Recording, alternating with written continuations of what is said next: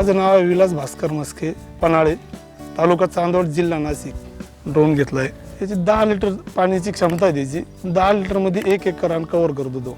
आणि त्याचं मायक्रो स्प्रेमध्ये येतो. 70% औषधाची बचत पण आहे ना. ती 200 लिटर टिपाला जे लागतंय ना, त्याच्यापेक्षा 70% औषध आपण याला घेतो तरी तो रिझल्ट देतोय. 2 एकर कव्हर करतो एक सेटमध्ये.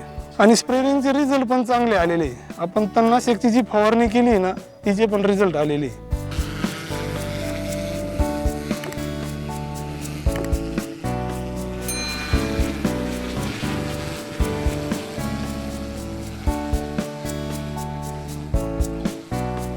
सोयाबीनसाठी सर्व बाग सोडून सर्व याच्यावर ऊस झालंय, तुमचं सोयाबीन, कांदा, मका याच्यावर स्प्रे केलाय. अजून पुढचे करायचे बाकी पण चालतंय, त्याच्यावर चालतंय. वेळेची बचत आहे. 5 मिनिटामध्ये एक रान कव्हर करतो तो. आणि वेळेची बचत होती पण औषधाची बचत आहे. त्रास होत नाही. ट्रॅक्टरनं जे शेतीची फवारणी जी केली ना, तिला वेळ लागतोय. याला 5 मिनिटाचा कालावधी एक एकाला स्प्रे करतोय. ट्रॅक्टरने केली 1 तास लागतोय. हा फरक आहे त्याचा. जसा एरिया असला तुमची मॅपिंग करता ही मॅपिंग.